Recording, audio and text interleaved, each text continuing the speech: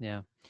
As we get into the season here, we're gonna I'm gonna do a whole big thing on the NFC Championship game, but I want to get your thoughts on obviously one of the greatest games in Eagles history, that NFC Championship game, where I know you've talked about in the past, you had really kind of geared your team up to tackle the Dallas Cowboys because they were the cream of the crop in the NFC, Yeah. and that's the team that you guys needed to get over the hump. And you split the regular season series, although in the final game of the season you didn't need to win that game; it was a point differential that you needed to maintain. 26 points. Yeah. Yeah, exactly. So you did that, and then in the NFC Championship game, after beating the Vikings in the divisional round, here come the Cowboys to Veterans Stadium, and obviously the city is pumped for it.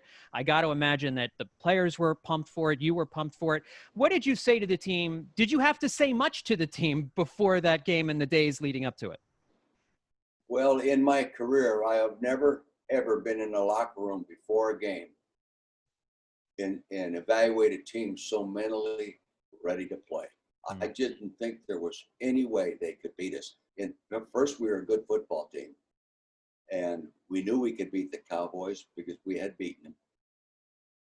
But the emotional readiness to play was so glaring. The air in the locker room was so intense. I remember walking out of the tunnel. George Allen was standing. He was there as an analyst with the CBS, I think, whoever was broadcasting the game. Yeah. Yeah. Tom Brookshire. Yeah. Was the color analyst, Philadelphia guy. And George pulled me off to one side. He said, Dick, there is no way the Cowboys can beat this football team today.